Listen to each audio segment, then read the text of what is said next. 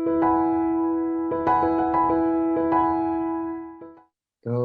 हम आज हमारे नव किशोर प्रभु जयपुर से अपने परिवार के साथ हमारे साथ जुड़े हैं गुरुदेव की मधुर स्मृतियों में।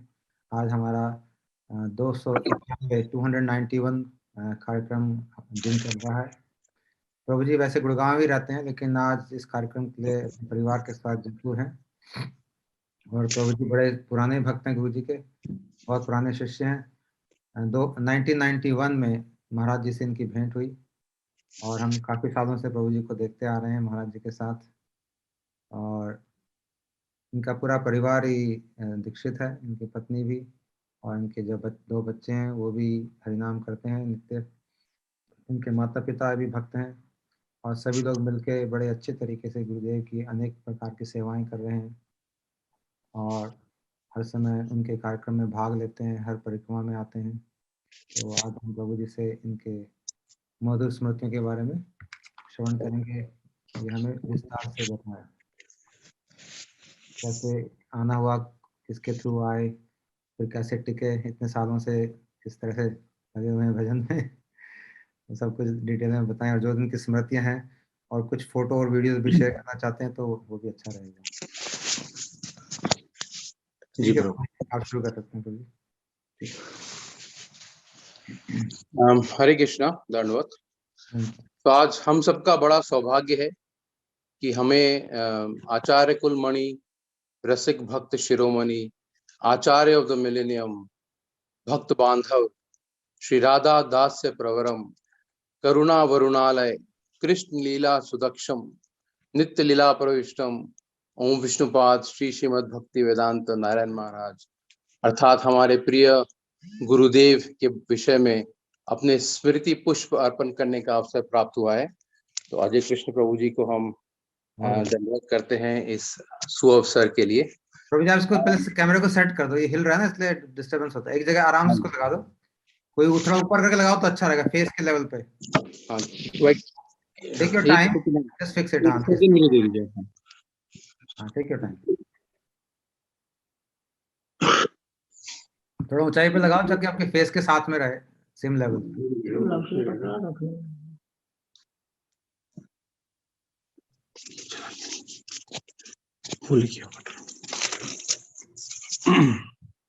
जब लैपटॉप यूज करें तो बेस्ट रहता है लैपटॉप। हाँ जी, वो उस पे कनेक्ट नहीं हो पा रहा ना, ये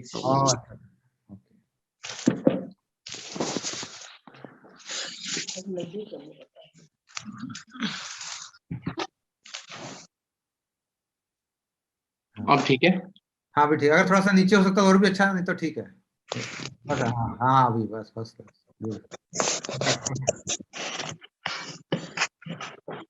अब सही है, बस ठीक है भाई। गुरुदेव के बारे में गुरुदेव के बारे में बोलना अत्यंत ही सहज भी है और अत्यधिक कठिन भी है। सहज इसलिए क्योंकि गुरुदेव ने हमारे जीवन पर एक अमिट छाप छोड़ी है और उनके मधुर संसर्ग के अनगिनत अनुभव हमें प्राप्त हुए हैं। कठिन इसलिए है कि हमारी योग्यता नहीं है कि ऐसे महान उत्तम भागवत व रसिक भक्त शिरोमणि जी के संदर्भ में हम कुछ बोल सके। गुरुदेव के भजन व चरित्र की गहराई को जानना उतना ही कठिन है जितना कि श्री राधा कुंड की गहराई को जानना। पर हम क्योंकि अवसर मिला है तो हम ये प्रयत्न करेंगे कि हम अपनी कुछ स्मृतियां उनके साथ शेयर कर सकें। सबसे पहले मैं अनुरोध करूंगा हमारी माता जी से, क्योंकि ये मुझसे भी पहले गुरुदेव से ये मिली थी और फिर बाद में फिर मैं इसको सौभाग्य प्राप्त हुआ। बहुत बढ़िया।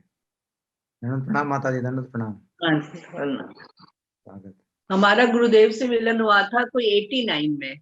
हम लोग वृंदावन ही गए हुए थे, वृंदावन से हम लोग मथुरा गए थे। तो मथुरा में हमने महाराज की क्लास अटेंड करी थी, तो हमें बड़ा अच्छा लगा था। कैसे आपको महाराज हैं, उनके पास जाना है, किसने बताया? नहीं, हम जाते थे वृंदावन। नहीं, वृंदावन तो जाते, लेकिन महाराज के पास कैसे पहुंच गए? एक्चुअली क्या है कि हमारा जो मेरा भांजा था वो इस्कॉन से कनेक्टेड था। तो विष्णु प्रभु, विष्णु जो रहते हैं ना ह्यूस्टन में, तो वो इस्कॉन में था, से दीक्षित था। तो उसके साथ साथ हम लोग भी वृंदावन काफी जाते रहते थे। तो वृंदावन में सबसे पहले मैंने महाराज को देखा था जबकि वो उनके प्रभुपाद जी के जो श्रद्धांजलि होती है ना, ईयरली जो होता है एनिवर्सरी पे उनकी पुण्यतिथि पे, तिथि में आते तो महाराज बोले थे। तो मुझे बिल्कुल याद है कि महाराज कैसे आए थे, उन्होंने उनके बारे में बोला था, प्रभुपाद जी के बारे में, और फिर वो चले गए। तो उसके बाद फिर हम मथुरा गए। मथुरा में हमने महाराज की क्लास अटेंड करी। तो फिर जब हम आ रहे थे तो रामचंद्र जी ने कहा कि महाराज दिल्ली जाने के लिए तैयार हो गए हैं हमारे साथी। तो हम लोग उनको लेकर फिर दिल्ली आए। तो दिल्ली में महाराज ने 5 दिन बहुत ही सुंदर सत्संग किया। वो 5 दिन हम आज भी नहीं भूलते हैं। जो उस दिन हम 5 दिनों में महाराज ने इतना सुंदर सत्संग किया कि दिल्ली के जितने लोग भी थे उनके साथ, मतलब उनको सुनते ही उनके वो हो गए, मतलब बिल्कुल उनके अनुग्रह इतना, मतलब उनके वो हो गए ना कि उन्होंने महाराज की, मतलब बहुत ही हमें वो जो समय है ना वो भूलता नहीं है कि महाराज ने इतना सुंदर सत्संग किया। तो उसके बाद अब सब महाराज के साथ जुड़ते गए। फिर सबसे पहले मेरी सिस्टर दीक्षित हुई, उन्होंने दीक्षा ली महाराज से। तो उस समय महाराज देते नहीं थे दीक्षा, वो कहते थे मैं शिक्षा गुरु हूँ, मैं दीक्षा नहीं देता। पर मेरी बहन ने कहा कि नहीं, मुझे तो आपसे ही दीक्षा लेनी है। तो फिर मेरी बहन और मेरे जीजा जी ने दीक्षा ली। तो उसके साथ फिर हम भी जाते रहते थे, मथुरा महाराज के पास जाते रहते थे। आप मिसेस बुद्धिराजा की बहन है ना? हाँ जी, मैं मिसेस आप बड़ी बुद्धिराजा, हैं कि छोटी हैं आप? मैं छोटी हूँ। हाँ, आपकी शक्ल से लग रहा है एकदम पहचान में आ ठीक। हाँ हाँ हाँ। तो उसके साथ फिर हम लोग, मैं काफी जाती रहते थे महाराज के साथ सत्संग सुनना, महाराज मथुरा भी जाना। तो उसके बाद फिर धीरे धीरे हमें भी इतना, मतलब महाराज का वो प्रभाव हो गया। महाराज भी बहुत कहते थे कि तुम भी दीक्षा ले लो। तो धीरे धीरे फिर जैसे हम लोग भी मतलब बहुत ज्यादा उनसे हो गए, तो फिर मैंने उनसे दीक्षा ली। तो उसके बाद तो महाराज हमारे यहाँ जयपुर भी आए। जयपुर उनके रहते थे गुरु भाई ब्रिजवासी जी। जी हाँ, तो जी हाँ। सबसे पहले उनके यहाँ आए थे, तो हम उनसे यहाँ मिलने गए थे। फिर वो हमारे घर भी आए। तो यहाँ पर मतलब महाराज इतने सीधे सरल थे कि हम उनको हमेशा कहते थे कि हम तो आपकी दोनों जो बहनें हैं ना, हम आपकी बेटियां हैं। तो खूब हंसते थे उस बात पे। तो कहते थे कि मैंने कहा देखो, हम सबसे पहले मिले आपसे तो हम तो आपकी बेटियां हैं पिछले जन्म की, तो आप तो हमारे मतलब वो हो। तो बहुत ही मतलब खुश होते थे, हंसते थे बहुत। और महाराज इतने सीधे सरल थे। फिर हमारे यहाँ काफी बार आए वो। तो उसके बाद फिर उन्होंने गोविंद देव जी के और गोपीनाथ जी के बहुत अच्छा सत्संग किया। प्रवचन बहुत अच्छे होते थे। वो दिन बहुत ही सुंदर थे, मतलब हमें इतना अच्छा लगता था, इतना मन आनंदित रहता था उनके संसर्ग में। उनकी जो वाइब्रेशंस थी इतनी अच्छी थी कि मतलब दूर से इतना अच्छा लगता था देखकर कि भी महाराज खड़े होते थे तो ही इतना अच्छा लगता था कि अभी भी जैसे उनकी फोटो देखो तो रोना आ जाता है कि देखो महाराज चले गए हैं। ये तो बहुत ही मतलब उनका जो स्वभाव था ना, बहुत ही मतलब प्यार भरा था और बहुत ही आनंद देने वाला था। आपके तो घर कितने दिन रुके महाराज जी आपके घर? हमारे यहाँ काफी बार रुके, 3-4 बार रुके हमारे यहाँ। तो कितने वो दिन? यहाँ 2-4 दिन? रहते थे यहाँ पर। तो पहले तो 2000 में भी आए थे हमारे यहाँ। तो काफी बार रहे, 3-4 बार रुके हमारे यहाँ। ब्रिजनाथ प्रभु भी होते थे और वो थे ना नवीन कृष्ण प्रभु भी होते थे। माधव महाराज तो खैर होते ही थे उनके साथ। तो हाँ, तो उसके बाद तो फिर वो मतलब जयपुर आते रहते थे काफी। तो बहुत ही मतलब उनका साथ जो था ना, फिर हम लोग भी जाते रहते। जैसे गुरु पूर्णिमा पे हम लोग जाते ही थे मथुरा, तो वहां पे भी उनका साथ मिलता था और वहां भी बहुत ही अच्छा लगता था। तो मतलब काफी हमारा उनके साथ ना बहुत संबंध रहा, और बहुत ही उनका जितना भी मतलब हमारा संबंध रहा बहुत ही अच्छा था और बड़ा ही आनंद देने वाला था। तो उस बात को तो हम बहुत ही ज्यादा मिस करते हैं, पर ये तो कुदरत का नियम है कि जाना ही था उनको। पर उनका साथ हमें बहुत ही, और सीधे सरल बहुत थे वो, कभी भी उनमें ना वो बात नहीं थी। हर किसी को, छोटे से छोटे भी हम देखते थे ना कि छोटे से छोटा आदमी भी कोई आता था तो उसको बड़े प्यार से अपने पास बिठाते थे, उसका हालचाल पूछते थे। तो हर चीज उसका मतलब उनको कर लगता था। तो हम तो खैर उनको कभी भूल ही नहीं सकते। और वो हमारे तो खैर गुरु महाराज हैं, तो उनका तो क्या कर सकते हैं। पर बहुत ही अच्छा रहा उनका साथ हमारा जो है। तो बहुत बढ़िया। तो आपने उनके लिए प्रसाद वसाद बनाया कभी? क्या खिलाते थे आप उनको? नहीं, वो ब्रिजनाथ प्रभु आते थे ना, वही बनाते थे। ब्रिज कृष्ण आते थे तो वही बनाते थे। प्रसाद तो हम नहीं बनाते थे, हम तो सामान दे देते थे, बनाते नहीं थे, क्योंकि महाराज का अपना अलग था। जैसे हमारे यहाँ झूला भी है, तो बड़ा अच्छे से झूले पे बैठते थे, बड़े खुश होते थे कि चलो ये हम लोग भी उनके साथ वॉक करने भी कई बार जाते थे, बच्चे वगैरह। तो बड़ा अच्छा लगता था उनको भी ना। जयपुर में गोविंद देव जी के बहुत काफी बार हम गोविंद देव जी तो लोग, महाराज जी हर साल ही आते थे लगभग, में हर साल कथा होती थी। हाँ, काफी बार आए हैं मतलब। तो धीरे धीरे तो फिर मतलब महाराज का आना कम हुआ, पर वैसे बहुत बार आया जयपुर तो वो। तो हमारा भी उनके साथ, और हम भी दिल्ली काफी जाते थे, ये जो जनकपुरी वाले मंदिर में भी महाराज के साथ। तो उनकी मतलब बहुत ही, उनका ऑरा इतना अच्छा था कि जैसे ही दिखते थे ना उनको, तो मन में ऐसा उत्साह आ जाता था, इतना मतलब अच्छा लगता था, इतनी अच्छी वाइब आती थी, वाइब्स उनकी की मतलब बहुत ही मन प्रसन्न हो जाता था उनको देखकर। तो हमारा काफी अच्छा साथ रहा उनके साथ, काफी ज्यादा रहा, हम लोग तो बहुत ज्यादा उनके क्लोज रहे हैं, बहुत ही ज्यादा। तो और बहुत अच्छा रहा हमारा उनका साथ जो था ना। उनको भुलाना तो बहुत ही मुश्किल काम है। तो बहुत शुरू के रहे हम लोग, बहुत ही अच्छा रहा। बहुत सुंदर, बहुत बढ़िया। अभी प्रभु जी बोलेंगे। हाँ, तो अब मैं अनुरोध करूंगा पिताश्री से। तो पिताजी डॉक्टर हैं, उनकी काफी वर्षों की प्रैक्टिस है डेंटिस्ट जयपुर में, और गुरुदेव का स्पेशल स्नेह पिताजी पे रहता था हमेशा। तो जब भी वो आते थे हमारे घर ठहरते थे, तो पिताजी से अनुरोध करेंगे। दंडवत प्रणाम। वैसे तो डेंटिस्ट होने के नाते मेरे कई बार कई महापुरुषों से, कईयों से मेरा मुलाकात होती रहती थी। जी कई हमारे पेशेंट थे जो कहते थे हमारे गुरु आए हैं हमारे लिए, चलो जाते रहे। लेकिन जब मैं पहली दफा महाराज से मिला, तो पता नहीं मतलब दिल से क्या हुआ मेरे को, मुझे ऐसा अट्रैक्शन सा हो गया, ऐसा लगता था कुछ अपना है। उसके बाद मेरे को जब भी मौका मिला, जब भी मेरे को कहीं भी मौका मिला है, तो मैंने उनका दर्शन करने में चूक नहीं की। और उनका भी मेरे पे ऐसा स्नेह था कि मेरे को देख के ऐसा लगता था कि मेरे को काफी अच्छे से देख, बड़े प्यार से देख रहे। प्यार से तो हम सामने बैठे रहते थे आपस में, और आमने सामने काफी देर तक देखते रहते थे। तो उनके जो साथ रहा है इतना, हालांकि मेरे को चाहे प्रोफेशन में इतना नहीं टाइम दे पाता था, पहले बच्चे वगैरह अभी हमारी मैडम जाती थी, लेकिन जब जब भी मैं गया हूँ ना, तो उनके साथ बड़ा ऐसा लगता था मेरे को जैसे पता नहीं क्या कुछ अपनी अजीब सा फीलिंग्स होती थी। वैसी फीलिंग मेरे को जिंदगी में और किसी से मिल के नहीं। और इसीलिए शायद वो मेरे थोड़े से आग्रह पे भी हमारे यहाँ आने को तैयार हो जाती थी, हमारे घर आराम से रह लेती थी। एक दो दिन का क्या कभी प्रोग्राम आपने बना के आते थे, 3 दिन 4 दिन रह लेते थे। आपने तो कहीं डेंटल चेकअप किया महाराज जी का? हाँ, एक आध दफा ऐसा मौका ऐसा एक दफा मौका मिला था। तो लेकिन बस वो डेंटल चेकअप किया कि उनकी जो मुहूर्त देखने के बाद फिर सारे चेकअप भूल जाते थे। सिर्फ वही दिल का एक चेकअप है, वो ही रह जाता था सामने। राम मंदिर में भी कराया, मैंने राम मंदिर में भी उनका करवाया, कराया। यहाँ पे आयोजन करवाए यहाँ पे, और बड़ा अच्छा लगता था। मतलब लोग मानते थे इस बात को कि हाँ ये कुछ अलग है। और भी आते थे बोलने वाले, वक्ता तो कई मिलते थे, कई साधु संत मिलते थे, लेकिन मतलब इनकी वाणी में कुछ जादू था, पता नहीं क्या था।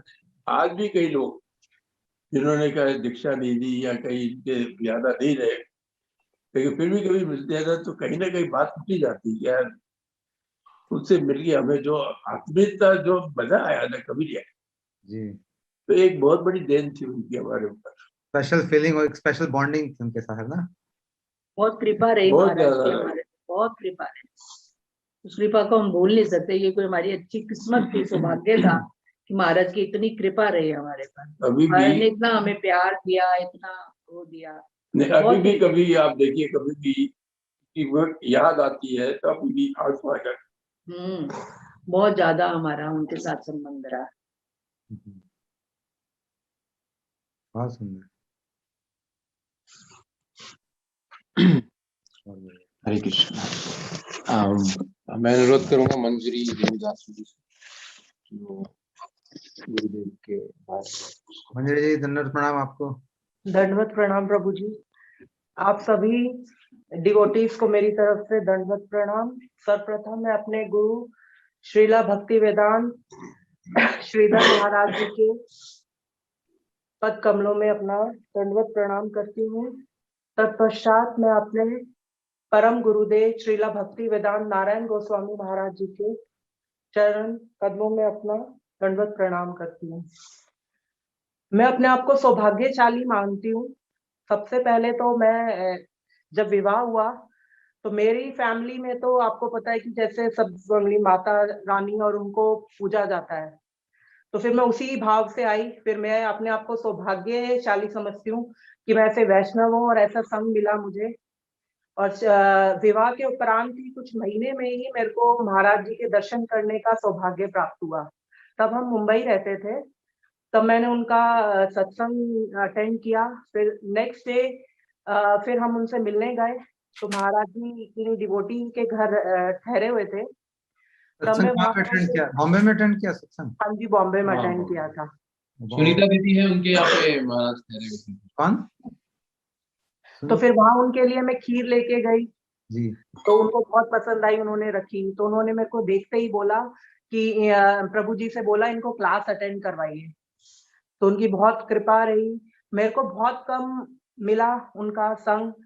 जब भी नवद्वीप जाते थे और गोवर्धन परिक्रमा में, तो उनकी क्लास अटेंड करके बहुत मन वो होता था, भावुक होता था। कुछ कुछ चीजें जब समझ नहीं आती थी, अब समझ आने लगी है। और उनकी सबसे पहले तो मैं सबको दंडवत प्रणाम करती हूँ, जो उनकी सारी वीडियोस और उनको सारा रिक्रिएट रिकवर करके हम लोगों को जिनको संग प्राप्त नहीं हुआ, उनकी वीडियोस और वो सब सुनने को मिलता है, तो हमें लगता है वो हमारे साथ हैं अभी, और हमें और भी उनसे कनेक्शन दिखा पाते हैं जो हम शायद हमें मौका नहीं मिला था वो हम।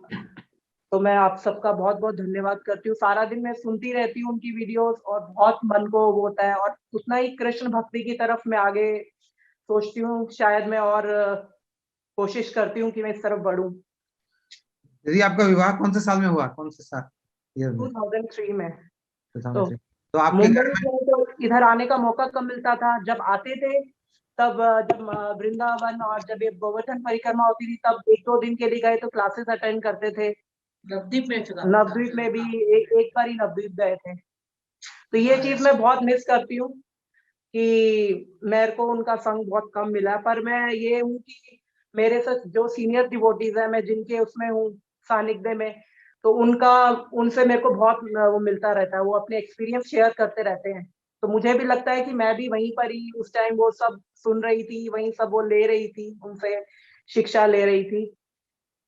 तो आप तो जब अपने घर से आए तो आप तो माता रानी के भक्त थे। आपके घर में सब माता के भक्त ना? हाँ जी, पहले ही था। अपने घर से आई तो सब प्याज लहसुन सब चलता था। अब ये था कि भक्तों के घर में जाना है तो पहले तो प्याज लहसुन सब छोड़ना है, तो वो आपको, छोड़ा। मैंने तो बहुत अनेक लोगों के घर में देखा है, माता रानी के भक्त जो होते हैं कई बार आपस में क्लैश हो जाता है। आपका ऐसा हुआ कि नहीं हुआ? नहीं, क्लैश नहीं हुआ। शायद उन्हीं की कृपा थी कि मेरे को पहले तो ऐसे घर में मेरे को उन्होंने भेजा। फिर धीरे धीरे कृष्ण राधा कृष्ण भक्ति की तरफ मेरी और भी प्रेरणा और आगे जागृत होती रही। तो फिर अब तो डिफरेंस नहीं हुआ कभी भी? आप आराम से सेट हो गए एकदम? हाँ जी, बिल्कुल सेट होगा। अभी मैं यही तो महाराज जी की, और मैं कह रही हूँ कि कृष्णा जी की मर्सी है कि वो कहते हैं ना कि वैष्णवों का संग वैष्णवों की कृपा से ही मिलता है, तो ऐसे तो मिल नहीं सकता। तो उन्हीं वैष्णवों की मेरे बहुत ही, शायद मैंने कोई अच्छा पुण्य कर्म किए होंगे कि जो मैं आप सबके संग में आई, और भी आगे चाहती हूँ कि इसी और मैं आगे बढ़ती रहूं। आप सबका आशीर्वाद ऐसे ही बना रहे। बहुत अच्छा, धन्यवाद दीदी, धन्यवाद।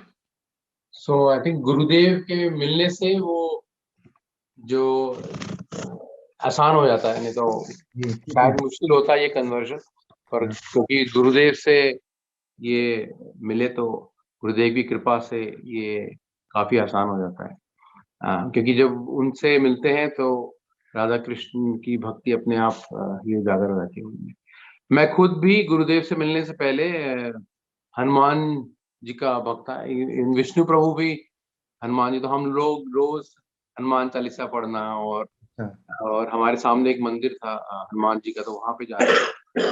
तो लगता है कि हनुमान जी की जो हम रोज जाके सेवा करते थे और आरती करते थे, तो उन्होंने ही कृपा करके अपने जो आराध्य हैं उनके चरणों में फिर हमको लगाया। तो माता जी से पहले मिली थी 1989 में, मैं 1999 91 में गुरुदेव से पहली बार मिला था दिल्ली में, वहीं मासी जी के घर, विष्णु प्रभु के घर। अ, तो वहां पे सर्वप्रथम जब महाराज से मिला था तो उनको जय राधे जय कृष्ण जय वृंदावन भजन उन्होंने मुझसे कहा कि सुनाओ। अच्छा। तो हाँ, तो फिर उनको बैठ के तो उनको फिर मैंने जय राधे जय कृष्ण जय वृंदावन पूरा तो भजन सुनाया। महाराज ने आपको क्यों बोला पहली बार मिलते ही? आपको उनको पता था कि आपको आता है या कैसे? हाँ, पता नहीं, उन्होंने मतलब कहा कि तुझे कुछ भजन आता है? मैंने कहा हाँ महाराज, मैंने एक भजन याद किया है। तो उन्होंने कहा अच्छा सुनाओ। तो फिर वो बड़े प्रसन्न हुए कि पूरा मुझे याद था, क्योंकि काफी लंबा भजन था। तो मैंने जब सुनाया तो फिर वो काफी प्रसन्न हुए। तो वहां से पहली बार ही जब गुरुदेव को देखा था, क्योंकि उससे पहले हम लोग काफी सुनते थे कि काफी सारे तो एक एक तरह का डर बैठा हुआ था कि मतलब जो गुरु होते हैं, है ना, तो मतलब वो किस तरह के होंगे, कैसे नहीं होंगे। तो मैं हमेशा प्रार्थना किया करता था हनुमान जी से कि आप मुझे मतलब सदगुरु मिल सके, सही अच्छे गुरु मिल सके, जो कि आध्यात्म क्षेत्र में प्रगति में सहायक हो। तो मेरे ख्याल से जैसे गुरुदेव भी कहते थे कि जब आप माया की चीजों को चाहते हो तब आपको पाखंडी गुरु मिलते हैं, पर जब आप आध्यात्म की ओर बढ़ना चाहते हो और राधा कृष्ण से प्रार्थना करते हो, तो वो कृपा करके आपको सदगुरु के चरणों में लाके रखते हैं। तो राधा गोविंद देव जी के मंदिर में हम जाया करते थे, वो हमारे आराध्य देव थे, और अभी भी राधा गोविंद देव जी के दर्शन ही हमको जयपुर बार बार खींच लाते हैं। तो उन्हीं की कृपा से गुरुदेव से 1991 में पहली बार मैं मिला। मिलते ही एक होता है ना कि समझ में आ जाता है कि हाँ, यही गुरु हैं जो जिनको हम इतने टाइम से ढूंढ रहे थे ना। और गुरुदेव की जो निश्चलता थी, उस मतलब जिस तरह से वो तत्व ज्ञान को बताते थे इतने सरल तरीके से, तो वो कितना डिफिकल्ट सब्जेक्ट को इतना इजी करके बताते थे।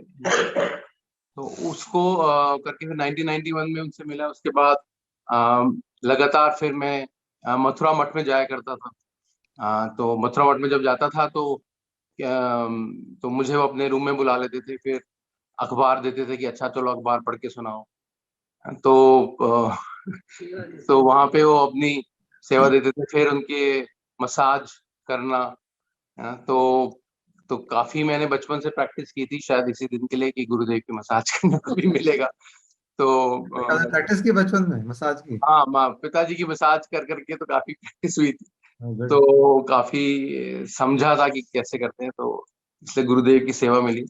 तो काफी देर उनके साथ रूम में बैठ के अखबार पढ़ के सुनाना, उनकी मसाज करना। फिर वो क्योंकि मैं उस समय मठ में नया आया था, छोटा था सबसे, तो वो बड़ा ध्यान रखते थे कि भाई नव तो कि भाई नव किशोर को प्रसाद मिला के नहीं, है ना। प्रेमानंद प्रभु सब मतलब खीर होगी, खीर के अंदर रसगुल्ला डाल के, मतलब इतना प्रसाद सब खिलाते थे मिलके। तो आप मठ में रहे कुछ दिन, मतलब लंबे समय के लिए? हाँ जी, मठ में रहे आप? कुछ वास किया मठ में? मठ में हाँ मैं जाके रहता था थोड़ी दिन। फिर उनके पास आता था। हाँ, तो फिर उसके बाद हम बहुत साल जब महाराज पहले मथुरा मठ में ही रहते थे, तो हम कभी वृंदावन जाते थे। हम जयपुर से आते थे, मथुरा आते थे, क्योंकि जहाँ गुरुदेव थे बस हमारे ब्रिज वहीं तक लिमिटेड होता था। तो हम इतने साल वृंदावन ही नहीं गए, क्योंकि गुरुदेव मथुरा में होते थे और हम उनसे मिलते थे, और अक्सर यहाँ फिर दिल्ली में मिलते थे उनसे। तो जब फिर रूप सनातन में गुरुदेव ने जाना शुरू किया, तब हम वृंदावन फिर जाना शुरू किया। तो काफी उनके पास रहा। फिर उनसे हरिनाम दीक्षा ली, उन्होंने नाम दिया नव किशोर कृष्णदास। और फिर बाद में उनसे दीक्षा ली। उसके बाद फिर मैंने जॉब शुरू किया। उस समय जब 12th के बाद PMT का एग्जाम दिया था, तो उस समय क्योंकि एक बार 2 बार में भी क्लियर नहीं हो पाया, तो उस समय काफी शुभ मन रहता था। तो गुरुदेव हमेशा कहते थे कि जीवन कभी आसान नहीं होता, परंतु अगर गुरुदेव के प्रति निष्ठा हो, राधा कृष्ण दास का की अभिलाषा हो, तो इतना मुश्किल भी नहीं होता। तो वो कहते थे कि कुछ ना कुछ भगवत कृपा से मनुष्य जीवन में हो ही जाएगा। तो हमारा जो ध्यान होना चाहिए वो अध्यात्म की ओर होना चाहिए।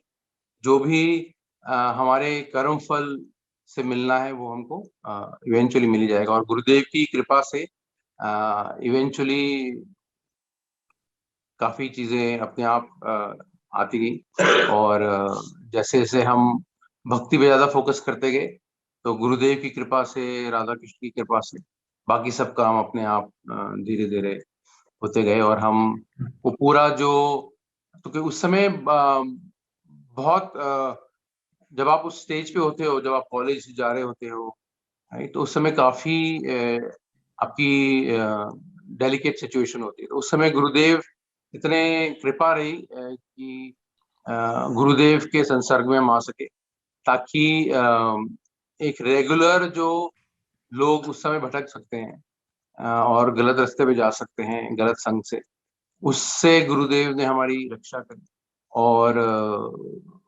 भक्ति की ओर आ गए। और उससे फिर धीरे धीरे मेरे ख्याल से उस गुरुदेव के ने जैसे ही कहते हैं ना कि सब ठीक हो जाएगा, चिंता की बात नहीं है, तो अपने आप वो आत्मविश्वास आ जाता था और अपने आप फिर वो मेहनत करके अपने आप चीजें अपने आप जगह पे आती गई। तो उस तरह से गुरुदेव की उस समय बहुत कृपा रही। फिर बाद में हम गोविंद देव जी के मंदिर में गुरुदेव के प्रोग्राम्स ऑर्गेनाइज कराते थे। तो कोई ज्यादा हम एडवर्टाइजमेंट नहीं करते थे, पर जैसे एक दिन जैसे गुरुदेव की कथा हुई, तो अगले दिन अपने आप हजारों लोग राधा गोविंद देव जी के जो मेन पंडाल है उसके अंदर एकत्र होने लगे। मतलब जो कथा सुनकर गए होंगे उन्होंने आगे बताया होगा। तो राधा गोविंद देव जी के जो प्रांगण है उसमें अक्सर कथाएं होती रहती हैं, और कभी श्रोता अलग अलग संख्या में वहां पे उपस्थित होते हैं। पर जैसे ही झांकी का समय होता है, तो उस समय झांकी खुल जाती है और कथा को बंद करना पड़ता है। परंतु जब गुरुदेव की कथा वहां होती थी, तो वहां के जो पुजारी हैं, वो पुजारी वेट करते थे कि गुरुदेव अपनी कथा को विराम करें, तब झांकी खुले। तो मतलब वो क्योंकि हम रेगुलरली जाते रहते हैं, कभी ऐसा नहीं होता कि झांकी का समय 1 मिनट भी वो डिले करते हैं, चाहे कोई भी कथा चल रही है। परंतु गुरुदेव के लिए वो अंजन कुमार जी जो वहाँ के मेन प्रीस्ट हैं, वो वेट करते थे कि वो जैसे अपनी कथा को रोके तब झांकी शुरू। तो बहुत ही सुंदर कथाएं होती थी वहाँ पे। फिर गोपीनाथ मंदिर में भी कुछ कथाएं हुई, और बहुत सारे वहाँ पे ब्रह्मचारी आते थे। तो पूरा एकदम ऐसे उत्सव, क्योंकि गुरुदेव जहाँ होते थे वहाँ अपने आप ही उत्सव का हो जाता था। तो इस तरह से फिर उसके बाद फिर मैं बॉम्बे चला गया कुछ साल। वहाँ पे फिर कुछ कथाएं गुरुदेव की सुनी, और वहाँ पे जब भी मौका मिलता था हम जाते रहते थे। परंतु वो बॉम्बे में 7-8 साल में फिर हम परिक्रमा के लिए तो आते थे, पर उतना रेगुलर इंटरेक्शन नहीं हो पाता था। उसके बाद फिर गुड़गांव जब शिफ्ट हुए, तब गुरुदेव का स्वास्थ्य भी थोड़ा, मतलब वो अस्वस्थ लीला में थे उस समय, तो हम जाते रहते थे। तो जैसे 2010 में मेरे पुत्र का जन्म हुआ था, तो हमारी बड़ी इच्छा थी कि गुरुदेव उसको नाम रखें। तो हम दिल्ली में तब थे, जनकपुरी में गुरुदेव पुरी जाने से पहले। तो हम गए, तो गुरुदेव की तबीयत उस समय बिल्कुल खराब थी। तो हमें लग रहा था कि कोई चांस ही नहीं है कि मिलना हो पाएगा। तो हम वहीं 3rd फ्लोर पे जो उनका रूम था उसके बाहर हम लोग बैठे थे कि गुरुदेव की कृपा हो, पर माधव महाराज ने क्लियरली कह दिया था कि किसी से मिल नहीं सकते क्योंकि तबीयत बहुत खराब है, इन्फेक्शन का डर है। तो हम बैठे हुए थे कि और गुरुदेव से मन ही मन प्रार्थना कर रहे थे। तो उतने में ही दरवाजा खुला और अपने आप माधव महाराज ने देखा हमारी ओर। तो और माधव महाराज ने कहा कि आशीर्वाद दिलवाना है। मैंने कहा हाँ आशीर्वाद दिलाना। और तो फिर अपने आप ही गुरुदेव की कृपा हुई। फिर वो हमारे पुत्र को अंदर ले गए। हम तो नहीं गए तो क्योंकि इन्फेक्शन का डर था। तो वो पुत्र को अंदर ले गए और मुकुंद कृष्ण नाम गुरुदेव ने उसको आशीर्वाद दिया। तो मुकुंद नाम उसका रखा। और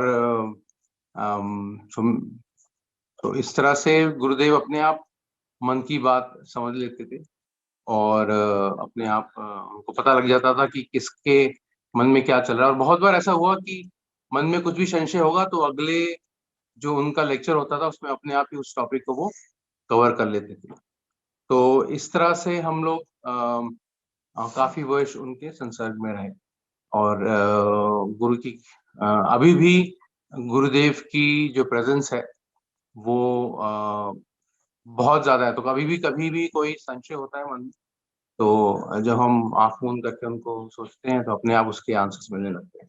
तो गुरुदेव ने जैसे कहा था ना कि I am nearer to you than the breath you have. तो वो संबंध की हमें वो शक्ति देता है जिससे कि हम आगे बढ़ते हैं। तो इस तरह से गुरुदेव के साथ बहुत ही मधुर स्मृतियां हैं। और किस तरह से उन्होंने हमें मैं गया था जब वो सुनी तरह तब भी उन्होंने कहा ना जयपुर से आया है तो बहुत तबीयत खराब थी उनकी। तभी जब मैं गया तो उन्होंने देखे तब भी उन्होंने बुला लिया था कि जयपुर से आए हैं तो उन्होंने कहा हाँ बुला लो। तो फिर हमने जाली के दरवाजे से उनके दर्शन किए। वही आखिरी दर्शन थे हमारे उनके। मतलब काफी अस्वस्थ थे उस समय। तो उस समय दर्शन हमने किए। पर महाराज की सबसे अच्छा बात है कि हमें जो गुरु जो मिले ना वो बहुत ही मतलब अच्छे, जिसे कहते हैं ना कि हमारे बहुत ही कृपा रही उन ईश्वर की कि हम, हालांकि हम भक्ति तो बचपन से ही करते थे, हमारे घरों में माहौल ऐसा था, भक्ति वगैरह करते थे। पर महाराज ने हमें एक स्थान पर मतलब स्थिर कर दिया हमको कि अब आपको यही करना है। तो वो स्थिरता जो दी ना महाराज ने और कोई नहीं दे सकता। तो हम एक जगह स्थिर हो गए और अब हम वही करते हैं और वही हमारे तो लक्ष्य वही है कि भी चलो भगवान की जितनी भक्ति हो सके जैसे भी उन्होंने बताया वैसे कर पा रहे हैं।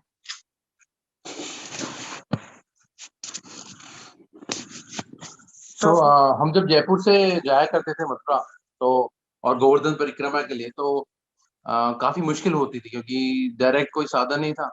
पहले भरतपुर जाओ और वहां से फिर गोवर्धन जाओ। कितनी बार हम जो ये गाय भैंस वाली गाड़ी होती है उसमें बैठ के गए तो काफी हम थकते हुए पहुंचते थे। पर जैसे ही पहुंचते थे गुरुदेव कहते थे तू आ गया।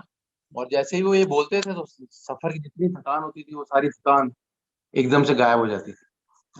तो इस तरह का उनका प्रेम था हमारे पे।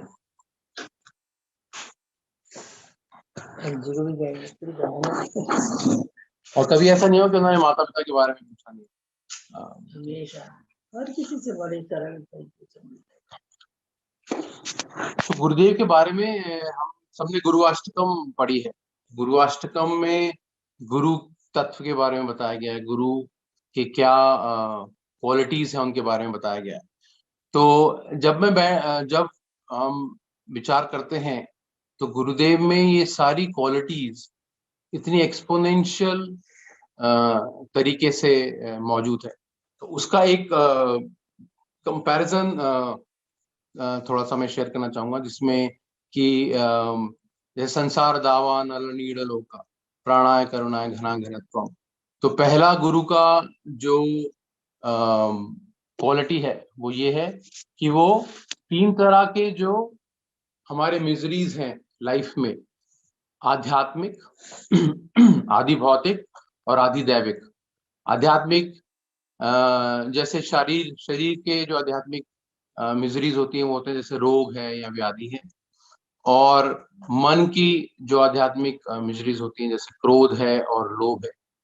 तो क्रोध, मद, मोह, लोभ गुरुदेव को देखते ही सब दूर हो जाता था, क्योंकि लोभ होता था, तो लोभ होता था राधा कृष्ण भक्ति का, ना कि सांसारिक चीजों का। तो इस प्रकार से आध्यात्मिक जो मिजरीज थी, गुरुदेव अपने प्रवचन से, अपने विचारों से, अपने इंटरैक्शन से उन सब आध्यात्मिक जो व्याधियां थी उनको उन्होंने दूर किया। और जैसे मैं आपको बता रहा था कि कॉलेज के समय काफी समय एक बार आ गया था जहाँ पे कि बिल्कुल ही अंधकार था, तो उस समय गुरुदेव ने आके किस तरह से रक्षा की, और जो भी चैलेंजेस थे वो अपने आप ही गुरुदेव की कृपा से हटते गए। इसी प्रकार से आदि भौतिक व्याधियां होती हैं, जैसे स्थावर जंगम या पशु पक्षी सांप भूतों द्वारा। तो सबसे बड़ा जो भूत है वो माया का भूत हम सबके पीछे लगा हुआ है, तो जो हमें सुबह से शाम दौड़ाता है। उन चीजों में जो इवेंचुअली तुम गुरुदेव बताया करते थे ना कि तुम ने पढ़ाई की तो वो भी जीरो है, क्योंकि अगले जन्म में ABCD से शुरू करना पड़ता है। आपने घर बनाया तो वो भी छोड़ के जाना पड़ता है, स्त्री है, संबंधी है, वो सब यहीं छूट जाएंगे। तो हम सारी जिंदगी माया नाम के भूत हमारे पीछे लगा रहता है, हम दौड़ते रहते हैं उन सब चीजों का को कलेक्ट करने के लिए, जो कि क्षण भंगुर है और वो नहीं रहेंगी। तो किस तरह से उन्होंने हमें कृपा करके वो जितने भी शून्य कार्य हम कर रहे थे उनको वैल्यू प्रदान करने के लिए राधा कृष्ण भक्ति का, उनकी सेवा का वन उन सबके आगे लगा दिया। तो सडनली वो 000 लाखों करोड़ों की कीमत उनकी कैसे बन जाती है, उस तरह से गुरुदेव ने हमको बताया। इस तरह से आधि दैविक जो मिजरीज होती हैं, जैसे आंधी, तूफान, वज्रपात, तो जितने भी जैसे कहते हैं ना कि जब आप परेशान होते हो तो उन परेशानियों की जो आंधियां होती है या जो आपके कर्मों के कारण आप फल भोगते हो, उन सब के बीच में किस तरह से गुरुदेव ने इस आनंद को प्रदान करके हम सबको की रक्षा की। और उन्होंने कैसे हमको समझाया कि सबसे बड़ा दुख तो जन्म और मरण ही है, क्योंकि उसी से रिलेटेड है सारे जो भी आपके दुख और तकलीफें हैं, और उससे कैसे हम आजाद हो सके। तो वही सबसे बड़े हमारे बंधु हैं जो कि हमें इन सब चीजों से आजाद कैसे हो सकते हैं वो बताते हैं। क्योंकि अपने फ्री विल को यूज करके हम सब लोगों ने अपनी इंडिपेंडेंस और इंटेलिजेंस समझ के भोगने के लिए हमने ये जो जेल है इसमें आना स्वीकार किया। और दुखालयम अशाश्वतम, इसलिए हम लगातार इन दुखों को भोग रहे हैं। और किस तरह से गुरुदेव अपने ज्ञान का प्रकाश देकर हमें इन सब चीजों से बताते हैं, और ये क्लियरली विजिबल है हम सबके जीवन में, स्पेसिफिकली हमारे जीवन में, कि किस तरह से गुरुदेव ने आके हम सबको की इस सबसे रक्षा की। सो इस संसार रूपी दावानल में हम सब हैं और दुखी हैं। की बात यह है कि हम में से बहुत सारे लोग इससे अनभिज्ञ हैं, हमें पता भी नहीं है कि लगातार हम ये दुख भोग रहे हैं। लगातार जैसे एक अनकॉन्शियस बंदा होता है, उसको अगर आप इस पे अगर आप ऑपरेट कर रहे हो तो उसको पता भी नहीं लग रहा कि आप उसके अंगों को काट रहे हो धीरे धीरे, क्योंकि वो अनकॉन्शियस है। इसी तरह से इन मिजरीज के चलते हम लोग सब अनंत काल से जल रहे हैं, और गुरुदेव आके अपनी कृपा से किस तरह से हम लोगों को इस सब से बचाते हैं। तो गुरुदेव कृष्ण कृपा मूर्ति है जिन्होंने हमें सर्वप्रथम एहसास कराया इस दयनीय स्थिति का, और फिर उन्होंने शीतल जल वृष्टि बनकर हमारे नित्य कृष्णदास स्वरूप का बोध कराया, ताकि हमें इस दावानल से निकलने का मार्ग मिल सके। तो गुरुदेव अपनी कृपा से इस दावानल की तीव्रता को कम करके आनंद सरोवर में डुबकी लगाने का पथ प्रशस्त करते हैं। बहुत समय पहले तो एक गजल राइटर है निदा फाजली, तो उनकी एक गजल का मिसरा सुनते थे पहले। तो उसमें था कि बरसात का बादल तो दीवाना है क्या जाने, किस राह से बचना है और किस छत को भिगोना है। तो जब हम गुरुदेव का चरित्र देखते हैं तो ये क्लियरली दिखता है कि उन्होंने कभी भी किसी भी तरह का भेदभाव नहीं किया। तो एक जो होता है ना वसुदेव कुटुंबकम हम सोचते थे, तो गुरुदेव ने वैष्णव संसार में वो वसुदेव कुटुंबकम की रचना की। तो उससे पता लगता है वो कितने उत्तम भागवत थे और कितने सद्गुरु थे कि उन्होंने कभी भेदभाव नहीं किया। चाहे साधक किसी भी संप्रदाय का हो, किसी से भी दीक्षित हो, किसी भी राष्ट्र का हो, किसी भी भाषा को जानता हो, किसी भी आर्थिक स्थिति में हो, जैसे माता जी भी बता रही थी और हमने भी बहुत बार देखा है कि गरीब से गरीब व्यक्ति भी जब आता था तो महाराज उठकर, अगर वो उनके उम्र का होता था, उठकर उसको मिलते थे और कैसे उसको पास बिठाते थे। तो ये कभी भी नहीं देखते थे कि बैंक बैलेंस जिसका है तो उसको ज्यादा अहमियत दी जाए। तो किसी भी शारीरिक अवस्था में हो, गुरुदेव ने अपनी कहते हैं ना, सो हम सब जानते हैं कि गुरुदेव की कैसी झील सी नीली आंखें, है ना। सो अपनी झील सी नीली आंखों से निरंतर हो रही ओलावृष्टि में उन्होंने भारत को ही नहीं अपितु संपूर्ण विश्व को सराबोर किया। सो उनकी करुणा से, स्नेह से, अविचल तत्व ज्ञान से, उनकी अटल गुरु निष्ठा के प्रभाव से कोई भी नहीं बच पाया था। सो हमने कितने ही हरि विमुख लोगों को हरि उन्मुख होते हुए देखा है। सो कितने ही ऐसे एग्जाम्पल्स हैं कि गुरुदेव ने कहा कि इनको आप प्रसाद खिलाइए, और धीरे धीरे जैसे ही वो गुरुदेव से मिलते थे तो सडनली जितना भी उनका विमुखता होती थी वो उन्मुखता में बदल जाती थी। तो यही गुरुदेव का जो कृपा है पूरी विश्व पे, ये बहुत बड़ी है। तो इसी करुणावश गुरुदेव ने 1986 से लेकर करीब 14 साल तक ना पृथ्वी का कम से कम 30-35 बार चक्कर लगाया। तो मैं कहीं स्वामी महाराज जी की जीवनी में पढ़ते थे कि स्वामी महाराज जी ने कहा था, he asked Gurudev to take care of his white elephants, right. और गुरुदेव ने अपने शिक्षा गुरु की वो जो आस्क थी, I think till the last of his प्रकट लीला, उसको उन्होंने बहुत ही अच्छी तरह से निभाया। और हम सबको एग्जाम्पल दिया कि किस तरह से गुरुदेव कहते हैं ना कि ये एक युद्ध है और हम सबको साथ लड़के मिलके लड़ना है ना। तो जो वैष्णव संप्रदाय में उसमें भी अगर हम अलग अलग हो जाएंगे तो हम इस युद्ध को, जो माया के अगेंस्ट जो युद्ध है, उसको हम जीत नहीं पाएंगे। तो इसको बड़े ही सहज रूप से गुरुदेव ने चरितार्थ किया कि किस तरह से।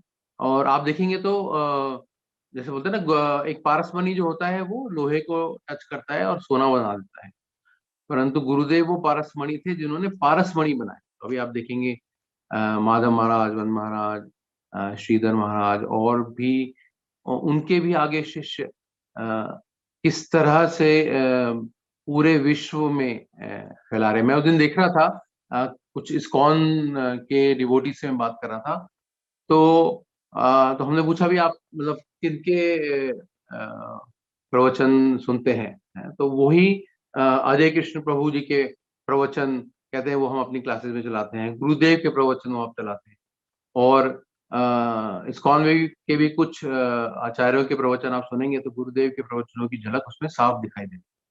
तो इस तरह से गुरुदेव ने का ये बहुत ही बड़ा योगदान है, और आई थिंक इसी योगदान के कारण उनको युगाचार्य की पदवी दी गई थी कि उन्होंने पूरे जो वैष्णव संप्रदाय है उसमें सामंजस्य क्रिएट किया। तो अन्य अभिलाषिता शून्यम के साक्षात उदाहरण थे। उनका केवल एक ही उद्देश्य था कि वो किस प्रकार संपूर्ण विश्व में हर एक जीव को केवल राधा कृष्ण दास्य के आनंद रूपी सागर में सराबोर कर सके। तो जब मैं मथुरा मठ में जाया करता था तो गुरुदेव का शासन भी बहुत कठोर था, है ना, और क्योंकि वो शिक्षा गुरु थे और सबको समझाना होता, तो उस समय रूल था कि कोई भी अपनी जो भी रूम है या कुटी है उसके अंदर जाके प्रसाद नहीं ले सकता। तो अब कुछ ब्रह्मचारी हम देखते थे कि वो अब लेट हो गए तो अपना प्रसाद लेके कुटी में चले आते थे। तो फिर गुरुदेव सडनली अपने रूम से निकलते थे, तो वहां पे फिर अलग अलग तरह से लोग इन्फॉर्म करना शुरू करते थे कि गुरुदेव रूम से निकल चुके हैं। तो उस समय एकदम से हड़बड़ी मच जाती थी और किस तरह से लोग अपना प्रसाद छुपा रहे हैं, कहीं इधर रख रहे हैं ताकि गुरुदेव को ना दिख जाए। तो इस तरह से, क्योंकि वो कहते थे कि अगर मैं नहीं सिखाऊंगा तो कौन इनको सिखाएगा, तो वो इस तरह से पूरी जिम्मेदारी लेते थे कि मेरा दायित्व है कि अपने गुरु की आज्ञा का पालन करके किस तरह से गुरु निष्ठा का उन्होंने उदाहरण दिया कई बार, और किस तरह से वो संपूर्ण तरह से परम गुरुदेव की तरफ समर्पित है। तो इसके कई सारे उदाहरण हमको देखने को मिलते हैं। सो उस दिन मैं पढ़ रहा था कि जिस तरह व्यास देव जी ने पुराणों और उपनिषदों की रचना की और फिर महाभारत की रचना की ताकि जो आम मनुष्य हैं वो वेदों के गूढ़ अर्थों को समझ सके, उसी प्रकार श्रील गुरुदेव ने बांग्ला से हिंदी में ग्रंथों का अनुवाद किया, कितने सारे ग्रंथों की टीकाएं लिखी। तो गूढ़ से गूढ़ तथ्य को गुरुदेव इतनी सरलता से समझा देते थे कि हमें लगता था अरे ये तो बड़ा नेचुरल है ना, कि ये इतने वर्षों तक क्यों नहीं समझ में आया। तो उससे क्या होता था कि जैसे मुझ जैसे औसत बुद्धि वाले भी जो लोग होते थे उनको भी बड़े आराम से उनके अर्थ समझ में आ जाते थे। तो इसी तरह से गुरु का एक और महत्वपूर्ण गुण होता है कारुण्य घना घनत्व, कि वे अपने आश्रित शिष्य को की मनोव्यथा को जान लेते हैं। तो ऐसा कितनी बार हुआ है, और मेरे ख्याल से बहुत लोगों ने ये एक्सपीरियंस शेयर भी किया है, और कि बहुत समय प्रश्न होता था हमारे मन में और गुरुदेव अपने अगले ही लेक्चर में उसका समाधान दे दिया करते थे। तो हम सोचते थे कि ये कैसे हुआ कि सडनली गुरुदेव को पता था कि हम क्या सोच रहे हैं।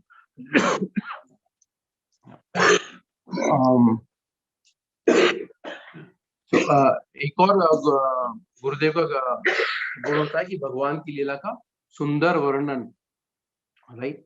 सो गुरुदेव लीलाओं का सुंदर वर्णन ही नहीं करते थे, अभी तो चित्रण करते थे, है ना। उनकी नंद का पूत लगा है वाली कथाएं, है ना। सो या दामोदर लीला की कथा, वो कितने सुंदर चित्रण होता है कि ऐसा लगता था कि लीला उनके सामने चल रही है और वही चीज वो इजीली हमारे लिए ट्रांसलेट कर पाते थे।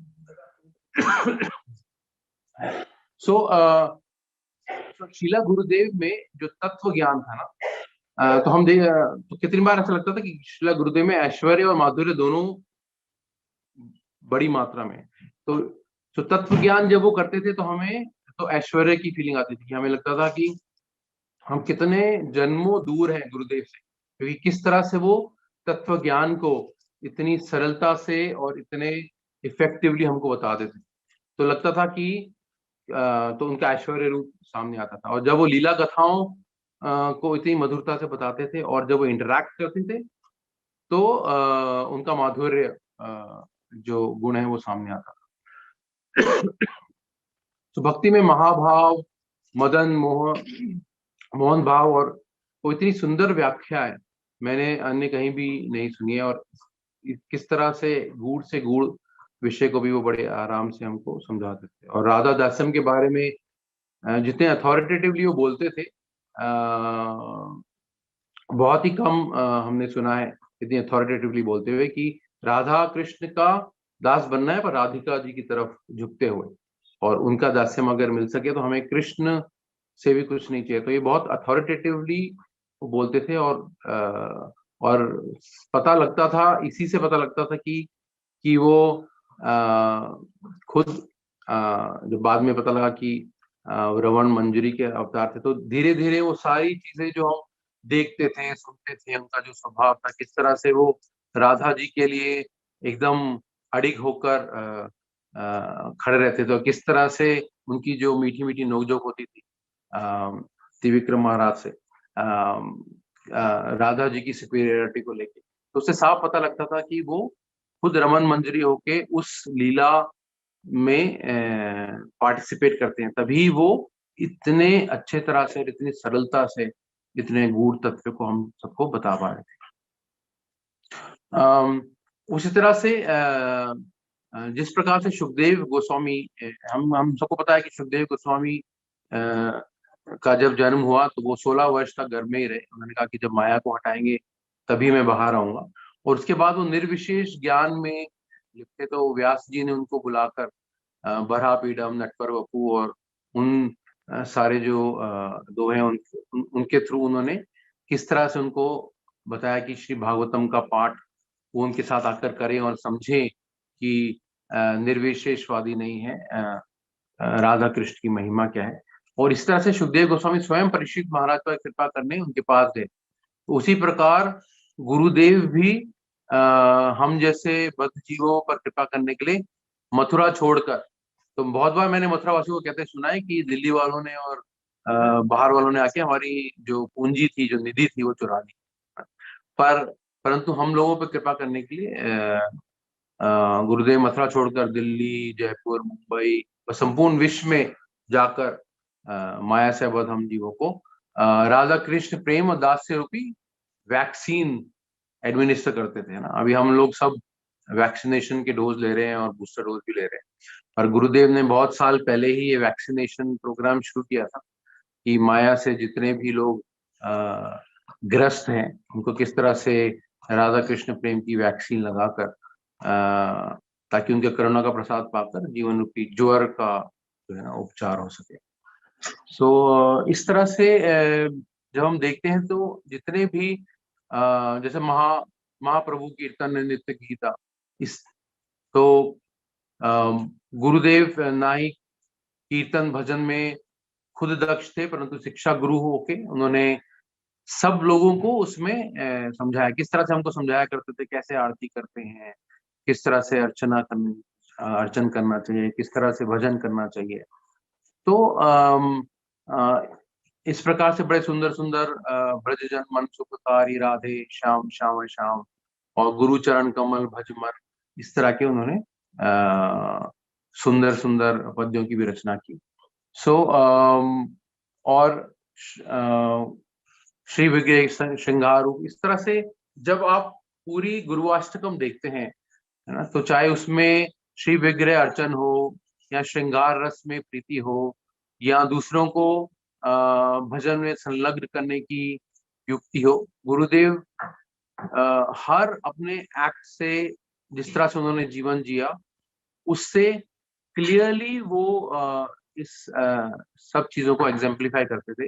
और इसीलिए उसका प्रभाव हम पे ज्यादा पड़ता था, क्योंकि हम देखते थे गुरुदेव सिर्फ हमें समझा ही नहीं रहे हैं, वो उस चीज को खुद भी प्रैक्टिस कर रहे हैं। तो इसी तरह से गुरुदेव जैसे हमारे घर पे आते थे तो प्रसाद, ऑफ कोर्स माधव महाराज उनको प्रसाद थोड़ा ज्यादा देते थे ताकि हमें महाप्रसाद मिलते। तो बड़े सहज भाव से लफड़ा उनको पसंद था, लफड़ा सब्जी, जैसे हम ये भी सुनते हैं महाप्रभु को भी लफड़ा सब्जी पसंद थी। तो वो किस तरह से सहज रूप से जब भी हमारे घर में आते थे तो जैसे ही गुरुदेव एंटर होते थे घर में तो सतयुग का आगमन हो जाता था। तो सारे घर में सतयुग, सब ठीक हो जाते थे, टीवी बंद हो जाता था और सब भजन कर रहे हैं, टाइम पे जल्दी उठ रहे हैं। तो उस तरह से गुरुदेव महाभागवत थे, वो इसी तरह से पता लगता है कि किस तरह से उनके दर्शन मात्र से ही अपने आप मन में भजन के प्रति आसक्ति उत्पन्न होती। तो इस तरह से और भी बहुत हैं, मतलब गुरुदेव के बारे में बोलते बोलते तो कितने दिन हम बोल सकते हैं, बट इस तरह से राधा कृष्ण के चरणों में यही प्रार्थना है कि गुरुदेव जन्म जन्म जब हम आए तो गुरुदेव का संसर्ग मिल सके। गुरुदेव ने ये वादा भी किया है हमसे कि वो he will always take care of us. So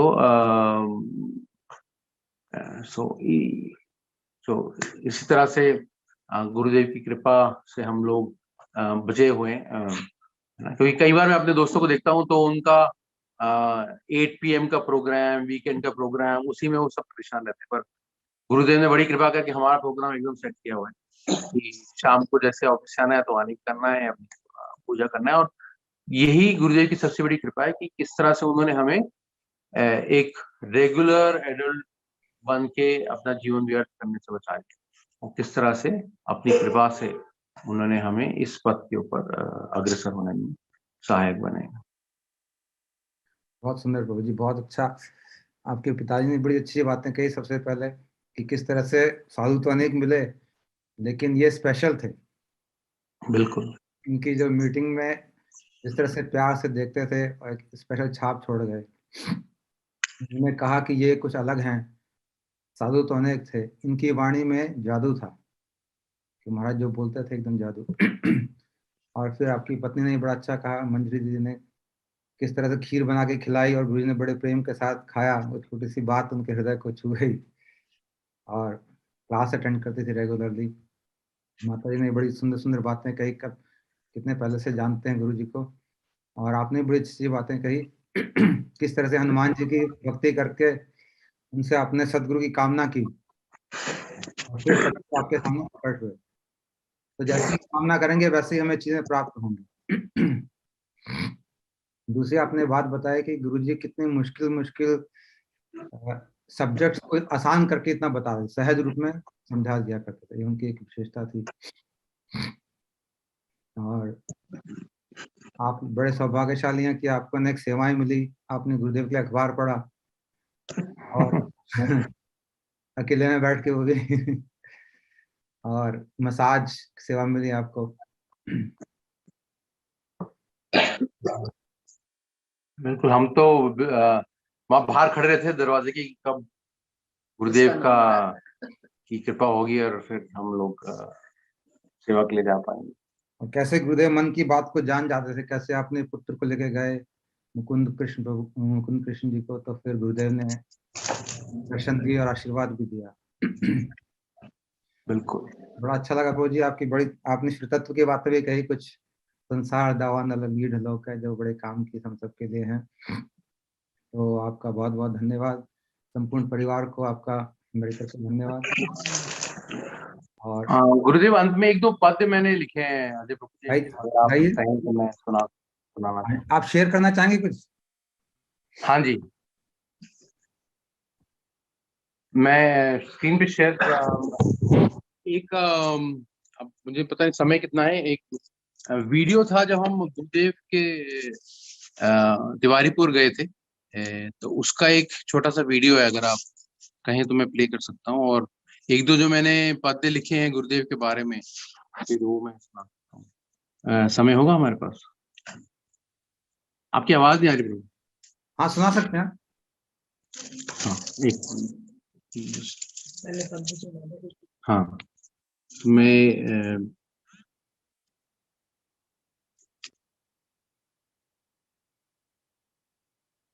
मैंने कहा काफी कुछ वर्ष पहले ये लिखे थे, और गुरुदेव के श्री चरणों में।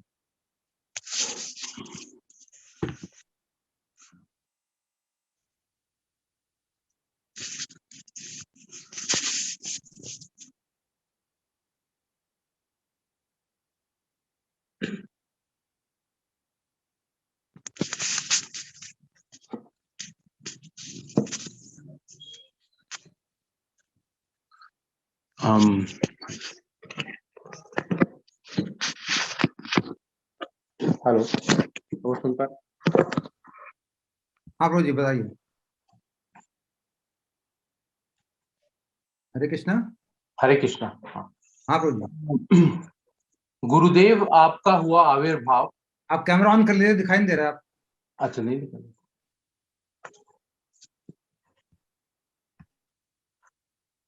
आप देख रहे हैं? हेलो प्रभु, आप देख पा रहे हैं? जी हाँ, देख पा रहे हैं अभी, ठीक है।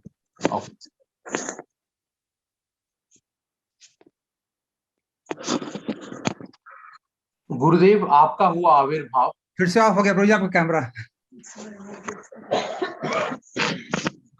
एक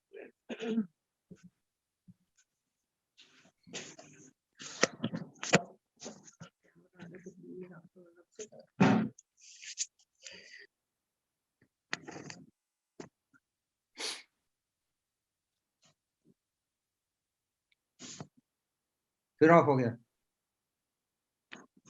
तो मैं जैसे मूव आउट करता हूँ ना, वो पकड़ लो, कोई बात नहीं इसको।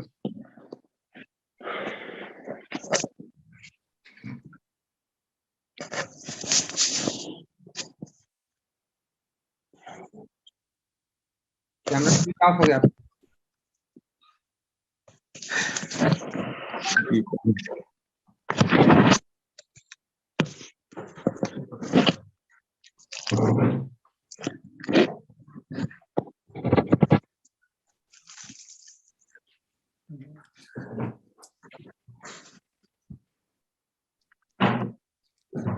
बढ़िया गया।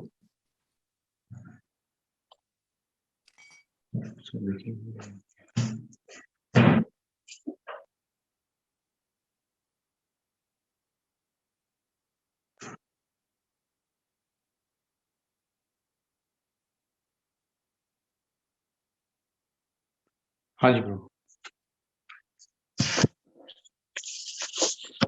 आप देख रहे हैं? हाँ ठीक है,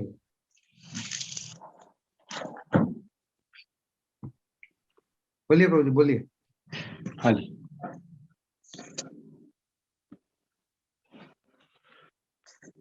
प्रभु कैमरे के बिना ही मैं बोल देता हूँ, ये आ नहीं रहा उसको।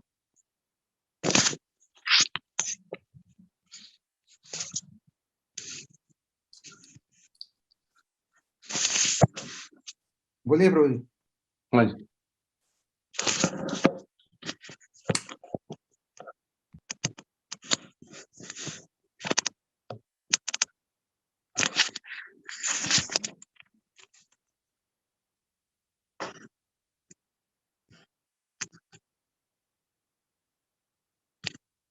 इसे जयपुर में है ना?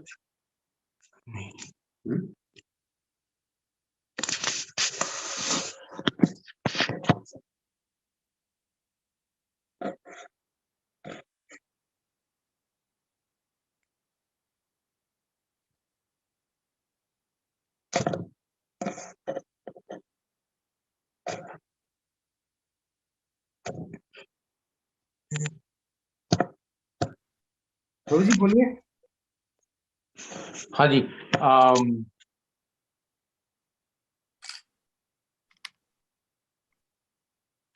गुरुदेव, आपका हुआ आविर्भाव,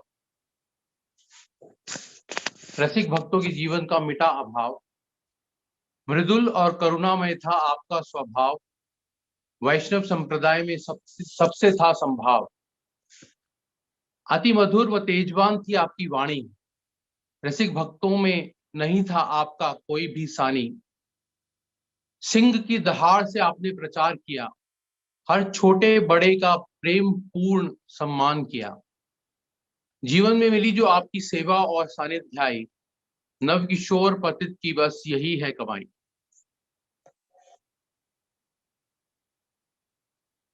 एक और मैंने लिखा था गुरुदेव के तिरुभाव के समय, मेरे प्राणों से प्यारे गुरुदेव, मेरे गुरुदेव की कृपा है निराली, सहज ही राधा कृष्ण प्रेम की विधा दे डाली, राधा कृष्ण सेवा है परम धर्म यह समझ दे डाली, नहीं तो इस आनंद से जीवन रह जाता खाली। उनके सारगम में प्रवचन सुनकर सारी संगत हो जाती थी मतवाली, उनके दर से हर कोई प्रेम ही पाता, कोई न जाता खाली। उन्होंने ग्रंथों के परम गुह्य ज्ञान को सरल भाषा में अनुवाद किया, हम जैसे पतितों के लिए इस गंगा में नहाना आसान किया। सिंह रूपी दृढ़ता से गौड़ीय वैष्णव धर्म का सर्वत्र प्रचार किया, इसलिए ब्रज के सभी आचार्यों ने निर्विरोध उन्हें युगाचार्य की उपाधि दे सम्मान किया। आज वे रमण मंजरी रूप में राधा कृष्ण लीला में वास करते हैं, हम विरह की अश्रुधारा में उनको याद करते हैं। एक दिन हम भी गोलोक में राधा कृष्ण की सेवा पाएंगे है विश्वास, क्योंकि हम हैं शिला गुरुदेव के, हम ये पहचान रखते हैं। मुझे है विश्वास कि गुरुदेव हमारी सिफारिश बारंबार करते हैं और इस पतित नव किशोर को याद रखते हैं। शिला गुरुदेव की जय। तो कभी हो प्रभु जी पूरे, बहुत सुंदर, बहुत बढ़िया, बहुत ही अच्छा और लगा। गुरुदेव की कृपा है, उन्हीं के कृपा से सब हो पा रहा है।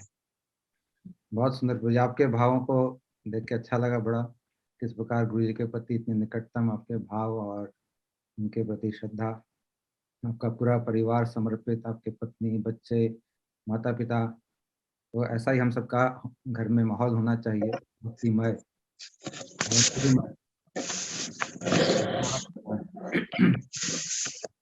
तो आज 9 बजे आज के कार्यक्रम में ही विराम देंगे और कल हम फिर से मिलेंगे शाम को 7:30 बजे इसी कार्यक्रम पे।